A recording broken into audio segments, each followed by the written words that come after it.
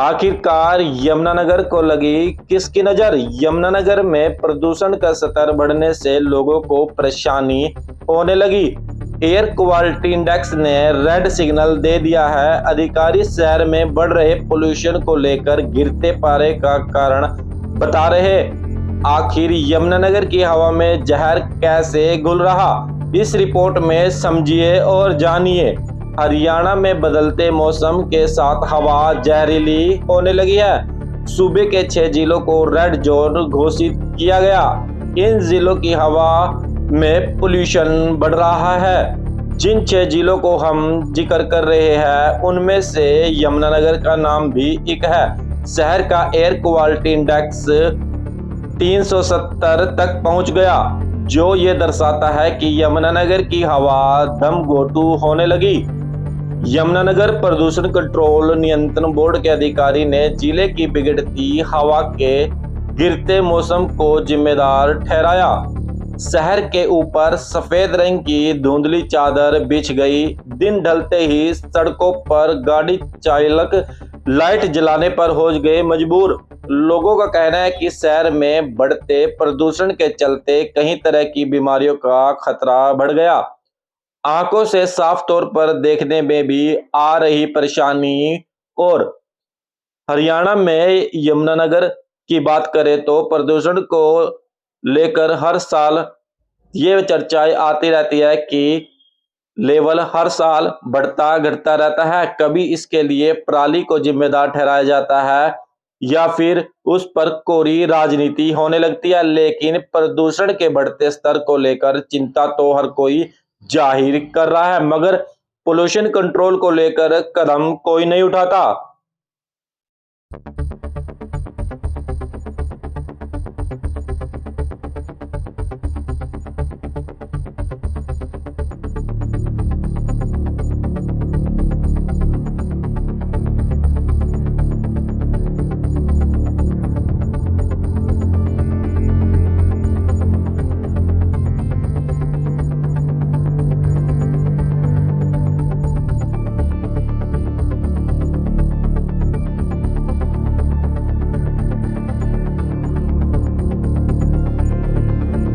यमुनानगर का कुछ पिछले 3 दिनों से काफ़ी इंडेक्स इंक्रीज़ हो रखा है और उसका मेन रीज़न एक तो आज की तारीख में जो इंडेक्स बढ़ा हुआ है, पराली का तो एटलीस्ट रीज़न नहीं है हमारे यहाँ पे, क्योंकि पराली हमारे यहाँ पे एक आध हादसा अभी नोट हुआ है। और बाकी बात करें तो जो एटमॉस्फेरिक टेम्परेचर अभी डिक्रीज़ हो रहा है उसकी वजह से सेटलमेंट में प्रॉब्लम है, तो यही रीज़न है मेन। इसके अलावा ये भी हो सकता है कि अगर पंजाब में कहीं पराली जल रही है काफ़ी लंबे चौड़े एरिए में, तो वहाँ से भी आ सकती है, क्योंकि चंडीगढ़, पंचकुला, अम्बाड़ा, कुरुक्षेत्र, यमुनानगर काफ़ी इफेक्टेड हो रहा है इस चीज़ से। तो क्या कम करने के लिए क्या कुछ उपाय वगैरह किया जाएगा सर इसके लिए? देखिए, उपाय तो अभी डिक्रीज़ हुआ है पहले से, जो परसों था, जो कल था और जो आज है, तीनों दिनों में डिफरेंस है और आई थिंक 1-2 दिन में काफ़ी अच्छी इम्प्रूवमेंट होगी। प्रदूषण तो फैक्ट्रियों से ज़्यादा है। 24 घंटे 12 घंटे फैक्ट्री चलती है, उसका कितना प्रदूषण होता है। अगर सरकार उसको देखा है तो सबसे ज़्यादा प्रदूषण फैक्ट्रियों का है। यमुनानगर के अंदर तो है ही फैक्ट्रियाँ। लगाम कैसी लगा? लगाम तो या तो फिर उसका पानी से में धुएं को निकाला जाए, जैसे हुक्के का पानी निकाला जाता है धुएं से, इस तरह कोई प्रोजेक्ट लगाए जाए उनके सबको, तब इसको होगा। पराली का लोग पराली का कहते हैं, सरकार कहती है पराली से प्रदूषण पराली का तो 8 दिन का था, हो लिया, खत्म हो लिया। पराली का तो कोई ज्यादा रही नहीं। और अब तो सरकार जिम्मेदारों ने पराली इकट्ठी कर का उसको फैक्ट्रियों में भेजा।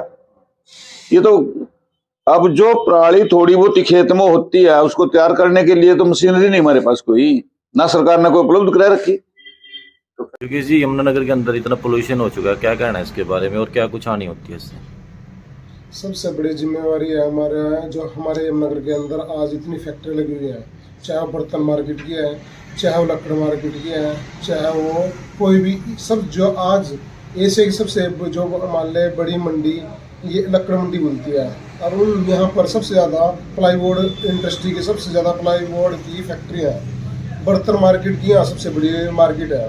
तो यहाँ आज के टाइम में जितना प्रदूषण यमुनानगर के अंदर इन फैक्ट्रियों से हो रहा है, इनकी चिमनियाँ एक तो ज़्यादा ऊंची नहीं है, बहुत नीचे है। जो इनसे पानी निकल रहा है वो केमिकल का पानी निकल रहा है। वो आज के टाइम में जो इनका केमिकल का पानी निकल रहा है वो सारा शहर में ऐसे ही पड़ा है, उन पाइपों से निकलता है। शहर की कॉलोनियों में आज सारी जगह घूम रहा है। जहाँ एक बरसात हो जो वो सारे के सारे घर में पहुंच जाता है, जिससे आने वाले समय में हर एक बीमारियाँ पैदा हो रही है हमारे यमुनानगर के अंदर। आज वही स्थिति कि जिससे हमारे यमुनानगर के अंदर इतनी बीमारियां फैल चुकी हैं, चाहे वो मान ले प्रदूषण की वजह मान लो, चाहे वो केमिकल के पानी से मान लो, तो ये तो आज इतनी हमारे यहाँ पर इतनी बीमारियां फैली हुई हैं, जिसमें सबसे बड़ी तो मेन ये है आंखों में चमराहट लगते हैं, वो केमिकल की वजह से होते लगती हैं कि हमारे आंखों में चमराहट लगता है। प्रदूषण से क्या नहीं होता, हमारी फसलों पे नुकसान होता है प्रदूषण से। अगर जितना ज़्यादा प्रदूषण होगा हमारी फसलें पर सबसे ज़्यादा हमारे शरीर पे इफेक्ट पड़ता है, हमारे सांस लेने में दिक्कत होती है, हमारे मान ले गला खराब होता है। अगर 70 साल की लाइफ है ना, अगर प्रदूषण ज़्यादा बढ़ेगा तो वह लाइफ हमारी 60 साल की रह जाएगी। 10 साल हमारे लाइफ के कम हो जाते हैं अगर प्रदूषण बढ़ता है। आप हिल एरिया में बगजो, अगर एक आदमी अगर यमुनानगर में आप 1 किलोमीटर पैदल चलोगे ना, अगर आप हिल एरिया में बगजो तो वही आप 2 किलोमीटर में घूम लो, आपको ना वो बिल्कुल भी सांस नहीं चढ़ने का। अगर एरिया में जहाँ पर प्रदूषण ज़्यादा होगा 1 किलोमीटर चल लो, आपको प्रदूषण ज़्यादा होने की वजह से सांस चढ़ना शुरू हो जाएगा। ये हमारी बॉडी पे मेन इफेक्ट प्रदूषण का पड़ता है। जिन अधिकारियों की जिम्मेदारी लगाई गई है कि यमुनानगर में पोल्यूशन ना फैले, क्या वो अपनी जिम्मेदारी से काम नहीं करते हैं? सबसे बड़े मान लें आज के टाइम में प्रदूषण फैलाने वाले कौन होते हैं? सबसे बड़े जिनको चार्ज दिया जाता है ना जिम्मेवारी का, वे ही इस प्रदूषण को फैलाने का सबसे बड़ा उन्हीं का मेन कारण होता है इस प्रदूषण को। अगर वे आज सही स्टेप लेते हैं ना तो आज यमुनानगर में कोई भी इतना प्रदूषण नहीं फैलता। और जो आज केमिकल का पानी गलियों में रुल रहा है ना वो नहीं रुलता।